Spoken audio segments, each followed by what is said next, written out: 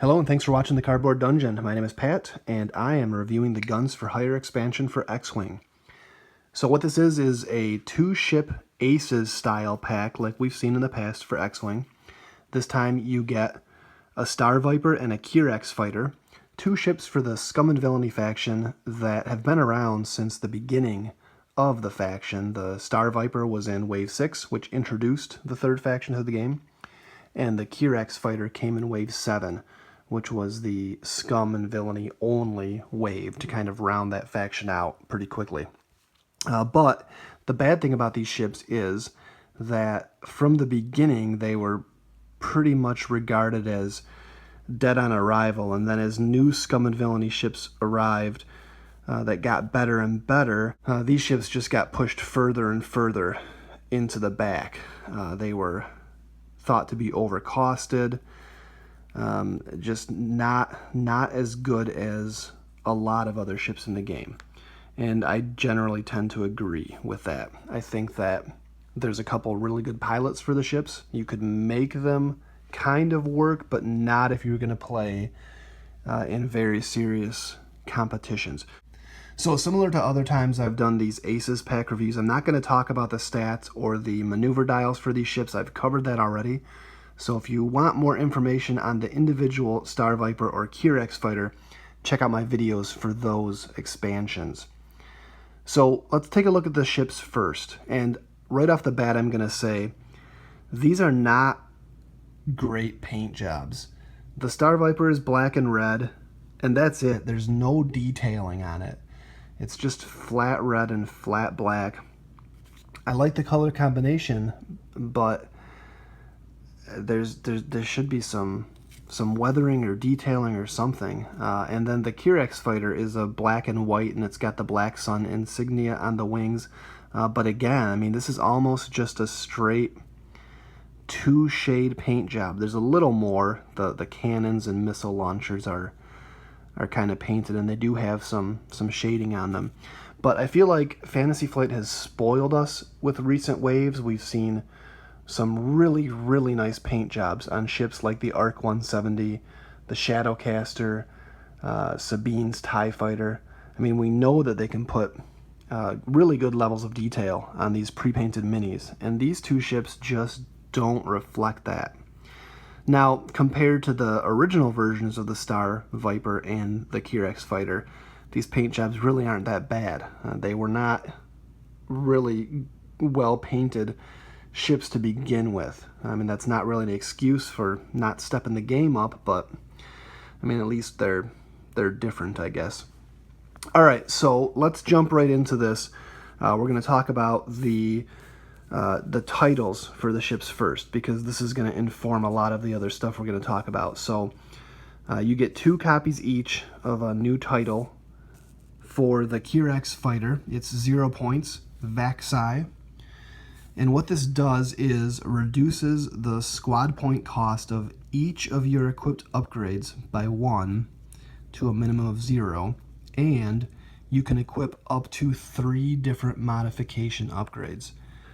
So this is really good. This is every upgrade you put on your Kirex just has a -1 point cost on it. So that widens the options for so many upgrades, makes a lot of all of the 1 point upgrades you can put on the ship free, basically, and really lets you build out a Kirex without pumping up the point cost too much. Plus, the ability to put 3 modifications on is just really good. There's so many combinations. We've seen before with the TIE Interceptor out of the Imperial Aces expansion. That's got the title that lets you equip 2 different modifications, and the TIE Interceptors really flourished for a while, and there was a lot of great combinations just with 2. So 3 modifications. There's so many modifications. I mean, you can now have a Kirex with engine upgrade to give you the boost, and then auto thrusters, which requires the boost action. So that's interesting. You can just really modify them quite a lot. And then, of course, you get that discount on every modification you put on. So Very interesting title. I think it does help the Kirax become a little more playable, definitely. And then let's take a look at the Star Viper Mark II title. Now this has a -3 point cost, so immediately doing away with one of the biggest complaints about the Star Viper was that it was overcosted for what it was, and this helps. So 3 points off of your Star Viper. Additionally, it lets you equip up to 2 different title upgrades. Now there's only one other Star Viper title, and it's unique, so you can have one Star Viper Mark II with the Virago title that came in the original Star Viper expansion. But then on top of that, when you perform a barrel roll, you must use the 1 bank template instead of the 1 straight template. And that's really good. I mean, play around with it a little bit. Barrel rolling on a bank gives you so many options, especially if you have advanced sensors that lets you do it before you perform your maneuver. You can really put your Star Viper in a whole bunch of different spots on the table and make it real slippery and pretty tough to pin down or block. But it does require some practice and skill to be able to use it effectively and get good at figuring out exactly where your ship's going to land. If you do a banking barrel roll into your maneuver, you can easily fly someplace you don't want to be, or be pointed in a direction that you didn't anticipate. So this title it lowers the cost and requires a little bit of skill if you want to make use of those curved barrel rolls. But I like it a lot. I think it's a good title, and I really do think that it's going to help the Star Vipers, a couple of the pilots at least, see some play. So okay, keep those titles in mind as we talk about the pilots for these ships in this expansion. So we're going to start with the top pilot for the Kirax fighter, Victor Hell. 25 points and a pilot skill of 7. He can take an elite upgrade. And his ability is, after defending, if you did not roll exactly 2 defense dice, the attacker receives 1 stress token. So it's kind of a goofy ability. I mean, you have to work. You have to make it. You have to do some stuff to make this work, I guess. You can be at range 3 because the Kirax, of course, has 2 agility, so you're normally going to roll 2 defense dice. Now at range 3, you get 3. If you have stealth device, which of course you can put on the Kirax now with the title and make it cost less, you'll be rolling an additional die until you take a hit. But it's a passive way to give stress, and stress is bad for a lot of ships. So, without having to make an action or anything, just having to not roll your base 2 defense dice, it might make certain ships think twice before taking a shot at Victor Hell if he's gonna be rolling anything other than 2 defense dice. All right, and before I move on, I want to point out one of the viewers of my channel did recently ask me via the Facebook page if I knew what those 2 ships that were pursuing Victor Hell in the artwork are, and I really didn't at the time, but the new season of Star Wars Rebels just started up, and those things have appeared, and they seem to be some type of an Imperial gunship. They've been in a couple of episodes now. One, they were like a planetary defense, but there was an episode where they were launched into space. So those 2 things, the fact that they're in Star Wars Rebels and the fact that they're in artwork on an X-Wing card, should tell us that there's a pretty good chance that we're going to see that ship in X-Wing at some point in the future. Fantasy Flight has done this before, where they've hidden little Easter eggs in their artwork of ships that we've then later seen in the game. So maybe look for those, and then we'll know exactly what it is that they're called. But Imperial, they were referred to as gunships in Rebels, so launch the gunships to chase after the Rebels or something like that. So that's interesting. I always like it when they do little things like that. And all right, let's move on. So the other unique pilot that you get for the Kirax fighter is Captain Justero. Pilot skill of 4, 24 points, can also take an elite. And once per round, after an enemy ship that is not defending against an attack suffers damage or critical damage, you may perform an attack against that ship. So we've got another passive ability. You don't have to do anything with this ship directly in order to trigger the ability. But you do have to have some way to have an enemy ship take damage that's not from an attack. So it could be something like assault missiles that do splash damage. It could be bombs. It could even be if an enemy ship just is careless enough to fly through an obstacle and roll poorly and take damage. Any source of damage outside of an attack, if Captain Justero has them at range and in arc, gets to take a free attack, and that is once per round. So extra attacks are always good, of course. You don't have to use an action or do anything in particular to trigger this, but it is highly situational, and you probably want to plan your squad around being able to do non-attack damage. So an interesting ability. I don't really think, unless you really build a theme list around the ability, that he's going to make a huge splash in competitive play. But okay, then in addition to those two pilots, we do have additional copies of the non-unique pilots that were included in the original Kirax Fighter expansion, the Black Sun Ace and the Cartel Marauder. And the Black Sun Ace, pilot skill of 5, 23 points, can take an elite. And the Cartel Marauder, 20 points, pilot skill of 2, no elite upgrade for that one. All right, moving along to the Star Viper pilots, starting with their top pilot in this expansion, Dallin Oberos, pilot skill of 6 and 30 points, can take an elite upgrade. His ability says, if you are not stressed, when you reveal a turn, bank, or Segnor's loop maneuver, you may instead treat it as a red Talon roll maneuver of the same direction, using the template of the original reveal maneuver.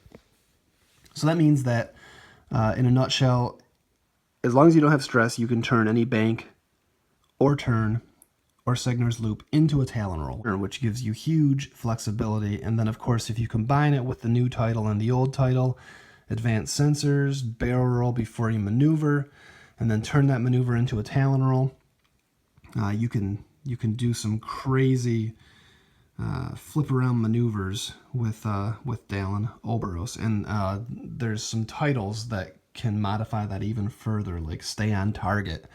So you can reveal a maneuver, then change it, then do the Talon roll, and really gives you a great range of placement options when you are flying this guy. Now the bad thing is, pilot skill 6 is pretty low, and to really take advantage of the ability, of course, you want to move after as many enemy ships as possible, so you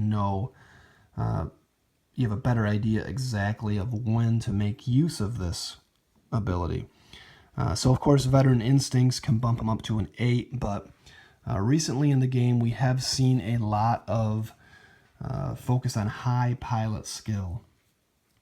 So a lot of people are bringing 9s and 10s just to try to get initiative against things like Veteran Instinct Captain Nim with his pilot skill of 10. So, try him out. I think it's an interesting ability. It's a lot of fun to fly, but I think he's kind of pricey for that low pilot skill, 30 points. On a small ship like this, we usually see higher pilot skills. But anyways, next up we have the other unique Star Viper pilot, ThreeC. Pilot skill of 4, 28 points, can't take an elite upgrade. And this guy comes with conditions. Now, if you have been watching my videos for a while, you know how I feel about conditions. I still feel that way. But this ability is interesting, and the conditions are not annoying. I mean, you do it before the match starts, and then you don't have to ever mess with them again. So as far as conditions go, I guess it's about as good as it gets. But I'll put the pictures of these conditions up, but basically I'm not going to read them word for word.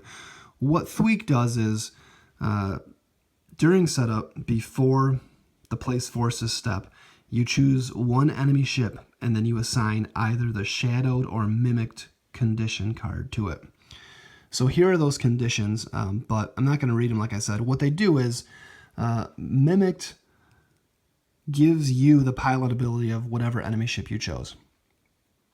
And shadowed gives you the pilot skill of the enemy ship that you chose. So that's pretty cool, right? Depending on what you're flying against, you can either gain an ability from one of those ships, or you can just match the pilot skill. Seems good, situational, of course. I mean, if your opponent brings 4 generics with no abilities and they have low pilot skills, you're not really going to benefit from either of these. And this is optional. It does say that you may choose one enemy ship. So you don't have to. So if you get into a situation where neither of these conditions is going to be beneficial, you can just not do it. But then, of course, you have a 28-point base cost pilot skill 4 ship with no ability, which isn't great. But even the best case scenario for ThreeC, and this is, I feel pretty torn on ThreeC. I don't think that he's a good pilot. I think that it might be fun to play around with him, but I feel like the design on this was overly cautious, and there's probably a reason for it. And there's so many abilities in the game. There must be some combination of some elite upgrade and ability that would just be super broken. But even, like I said, the best case scenario, you get a great ability. Like, say, Dengar. If somebody shoots at you, you shoot back. Or Darth Vader, you get just 2 actions. Lots of really awesome abilities in the game. So you could end up with something super cool. But even then, you have a really nice ability, but you have a pilot skill 4 ship with no elite upgrade. And whatever ship you put that mimicked on probably has a higher pilot skill than you, and probably has an elite upgrade. If it was a really good ability, most of those pilots can also take the elite upgrade. So you're at just a huge disadvantage, I feel like, for the point cost on this ship. Now I realize, like I said, I'm sure there's some combos which would probably be super rare, but if they did happen, and you happen to have the one perfect elite upgrade for the one perfect ability that you can mimic with ThreeC, it would just break the game in some fundamental way. But I can't think of it. If you have ideas, go ahead and post them. I feel like, like I said, even the best case scenario might just not be good enough. And then, of course, the other condition, if you choose to just copy the pilot skill, okay, that's fine. But again, you have a best case scenario. You do copy the pilot skill after setup, which means that if the enemy ship had adaptability or veteran instincts, you get the adjusted pilot skill. So best case scenario is, something like Han Solo with veteran instincts, 11 pilot skill. You could have an 11 pilot skill. That seems good, but again, you have an 11 pilot skill on a base 28-point small ship with 5 hit points, with no ability and no elite upgrade. So you're handicapped, even in the best case scenario. So that's why I think that ThreeC is just not super good. Fun, yes. Fun for just casual playing around and those aha moments when you realize, like, oh, I got a really cool ability that I can have now on this guy that I didn't know about. But, so there it is. All right, I've talked way too much about ThreeC. I'm going to move on. Next, we have 2 copies of a brand new, non-unique Star Viper pilot, Black Sun Assassin.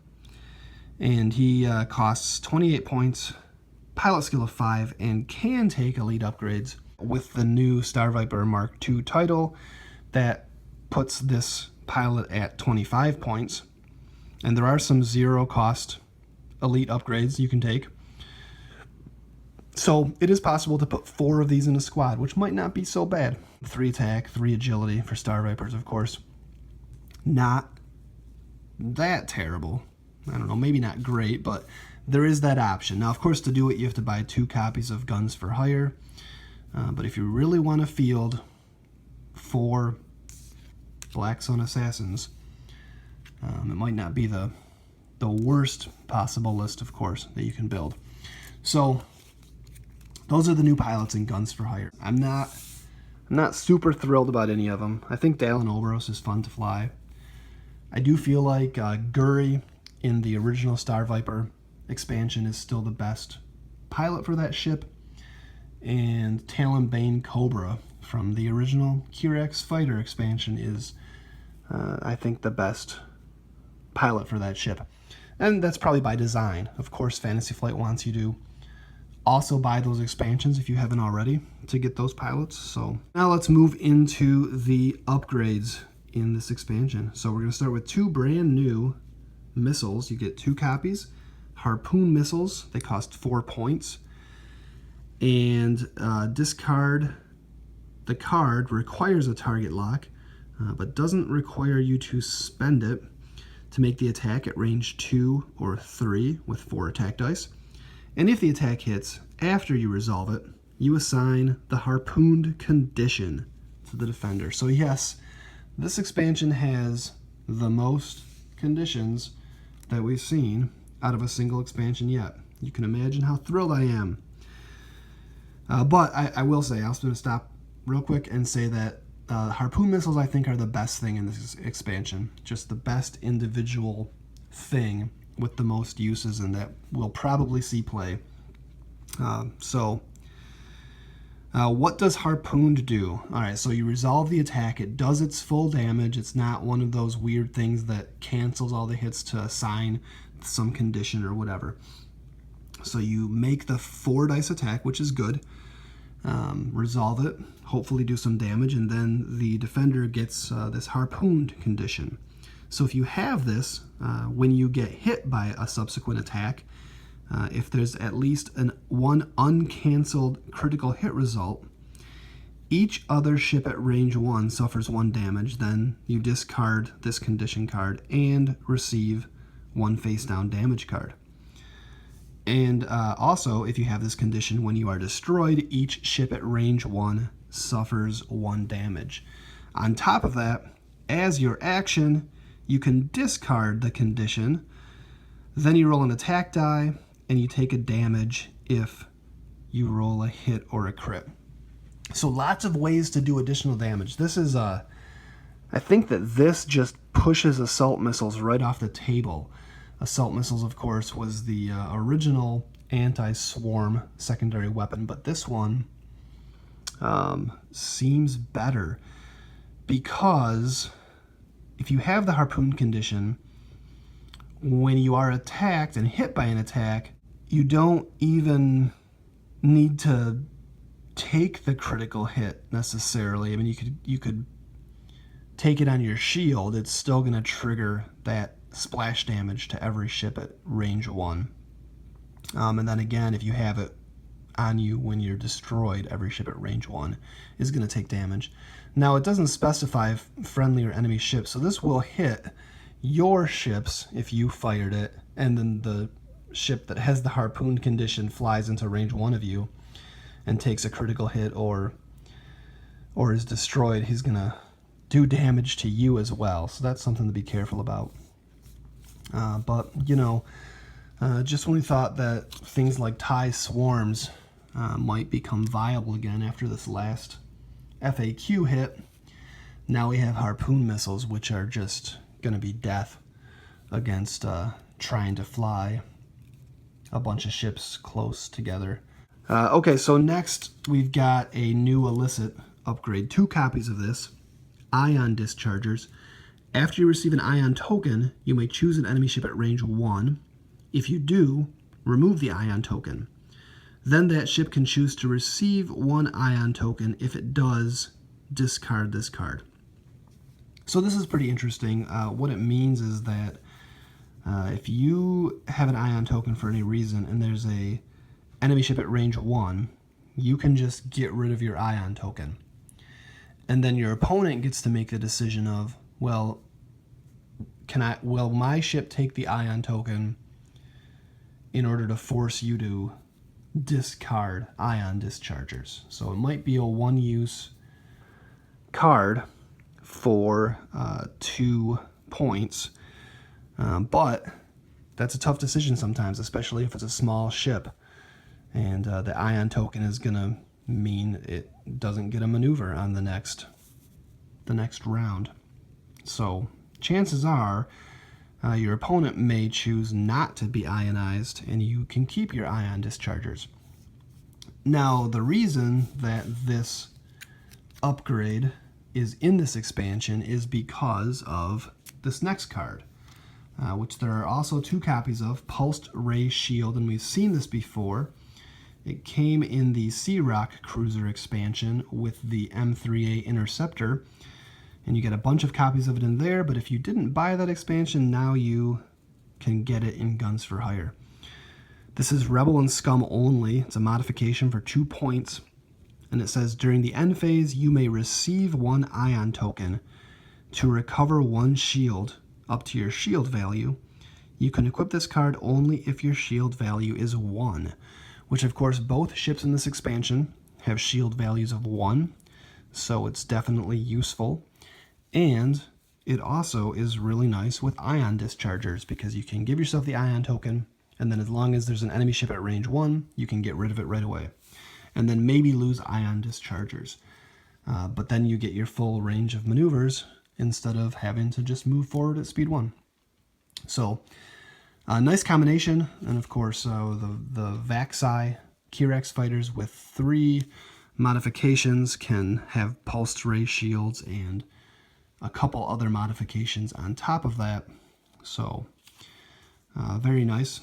And speaking of other modifications, we do have another copy of Stealth Device, which we've seen a bunch of times before, originally in the Slave 1 expansion, but it's been in a few other expansions since then. 3 points, and it increases your agility value by 1, but if you take a hit, you discard it. So it's here because, of course, the Kirax Fighter title makes it 2 points instead of 3, and it works really well with Victor Hell's ability to roll anything other than 2 defense dice. So that is why it's in this expansion. Stealth Device, very good upgrade. Been in the game forever. And finally, the last upgrade is another copy of Vectored Thrusters, which is small ship only. It's a modification, and we did see it originally in the Arc 170 expansion. Costs 2 points, and it gives you the barrel roll action.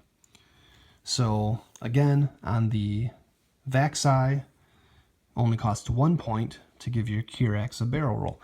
So that is why it's in. That's the only reason it's in this expansion. Star Vipers already have barrel roll, so it's here for the Kirax, and it's good for the Kirax. So that is everything you get in Guns for Hire. I feel like this video's gone on for way too long. I'm going to wrap it up. My thoughts on this expansion are that it's okay. I wasn't really looking forward to it. Not a huge Scum and Villainy player. I do think that it helps the Star Viper and it helps the Kirax Fighter. Do I think it helps them enough to make them viable in serious competition level X-Wing? I'm not sure, but I'm leaning toward probably not. I think Scum and Villainy still has options that are just multiple tiers better than either of these ships. But having said that, there are some really good combinations now. I flew against a Guri that had the pulsed ray shields and the ion dischargers and a bunch of other stuff that was really, really difficult to hit at all, and super effective in combat.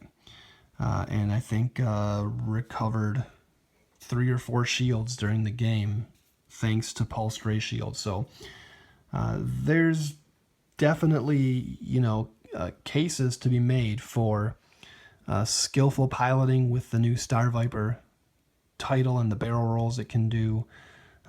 Makes them cheaper, so you can build better squads now with Star Vipers. And as for the Kirax, just a ton of really interesting modification combos you can do.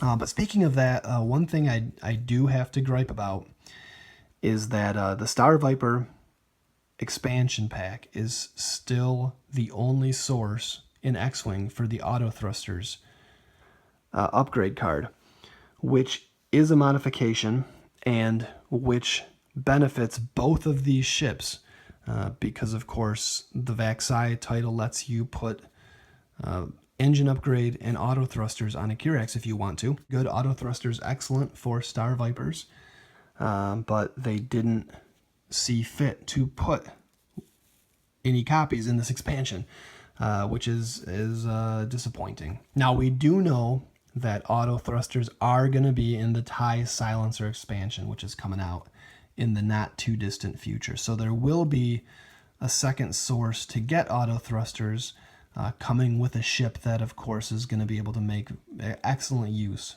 of that modification. But, I mean, I could see myself putting auto thrusters on either of these ships. So if you buy Guns for Hire, you probably also want to buy a Star Viper expansion pack. You get some different pilots, of course, and then, of course, you get auto thrusters. So, sorry, my thoughts on this expansion are fairly lukewarm. I think harpoon missiles are excellent and probably super annoying, especially if your opponent is flying any kind of swarm of ships that want to fly in formation. Pulse ray shield, ion discharger is interesting. There's some good upgrades here. The titles are nice, but it really doesn't light a fire for me to make me want to play Star Vipers and Kirax fighters. So, all right, there's my thoughts on Guns for Hire. Thank you, as always, for watching these videos, and I will see you next time.